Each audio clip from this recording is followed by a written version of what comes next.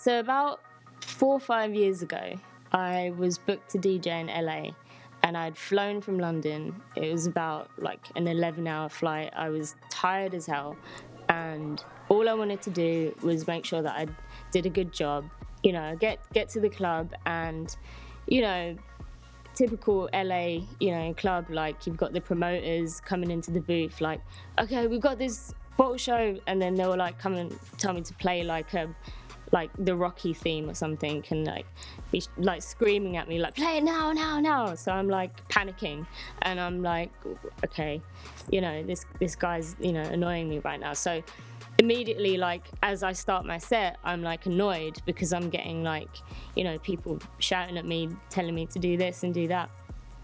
And then finally I get into the set, and it starts, you know, it's going well. Everyone's like loving it, whatever. Then Chris Brown and Reggie Bush walks in. But Chris Brown and Reggie Bush walks into the club, and they kind of, I guess they were kind of drunk. They, you know, they were turning up, whatever. So Chris Brown walks in, and I am like, oh, here we go. Like, he's, you know, this is all going to be about Chris Brown now. So he gets me to stop the music in the middle of my set. And I think for me, I've just traveled 11 hours to do this gig, and I'm like finally enjoying it. And then Chris Brown walks in, tells me to stop playing music so that he can get on the mic and just talk a whole load of whatever he was talking about. He gets on the mic, says what he has to say, and then he turns around and he's like, oh, it's a woman DJ. And I'm like, that is like, that just, it does something to me when like someone calls me a female DJ, fine, woman DJ, like, come on, dude, like, seriously? So he says that, and then he's like, oh, okay, play something hot. So I'm like, okay. And at the time, he was having beef with Drake. So this is like after they had their fight in New York or whatever. And it was actually just after that happened. So he's like, play something hot. And I'm like, all right. So I played Start It From The Bottom. So the whole club then erupts, and I'm like, what? I'm like, what happened? So he tells you to stop music again. And I'm like, oh, for God's sake. He's like, all right, the DJ can play Drake, but fuck Drake. And then everyone's like, oh, whatever. Next day, you know, whatever, gig finished. Next day I wake up and I'm like, I'm gonna tweet about this. So I tweeted something like, Chris Brown walked into the club last night and called me a woman DJ and then told me to play something hot, so I played Drake. I just wrote the tweet out, whatever, didn't think anything of it.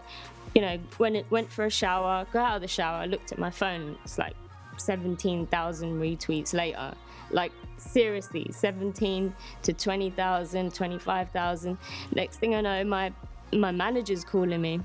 Like, he's like, what the hell happened? Like, what did you do? And I'm like, nothing, I didn't do anything. He's like, you've got like Perez Hilton like calling like for a story, and like you got like E! News and this and that.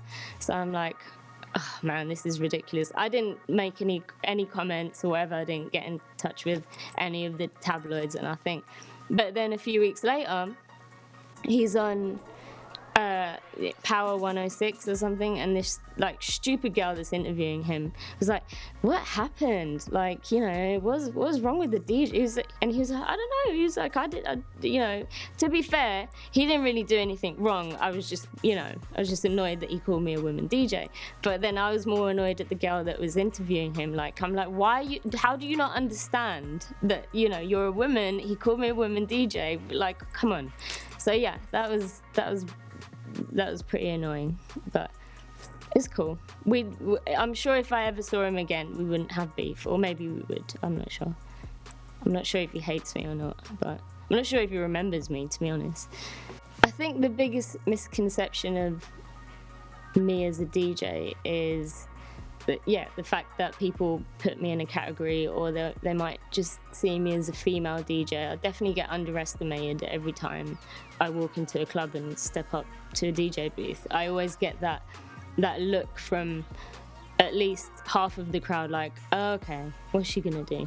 But, you know, my job is to go into that club and like win you over, and that's what I always plan to do as a DJ. So I think, yeah, the biggest misconception is definitely got to be that, oh, you know, she's a female DJ, probably can't DJ that well because I don't look like a DJ.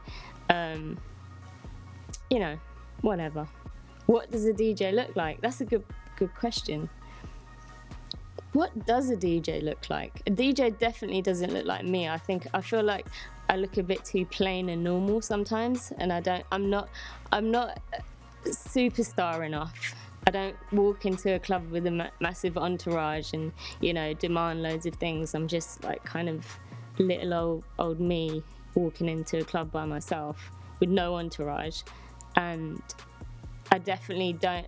I don't feel like people expect me to be a DJ, so they're even more shocked when I actually get up there and start DJing. A lot of times, like, people will like completely, they just think I'm coming in the club to like meet someone, and then like the security will like stop me from going into the booth, and I'm like, DJing, hello, and they're like, what? Like, you know, I get that all the time. I get that at the door of the club. Like, forget inside the club.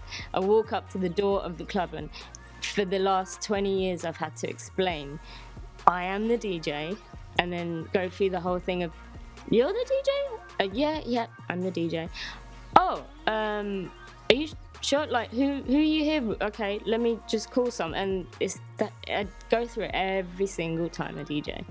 It's a process, but it has to be done. My biggest pet peeve as a DJ is the fact that people think that I should dress a certain way.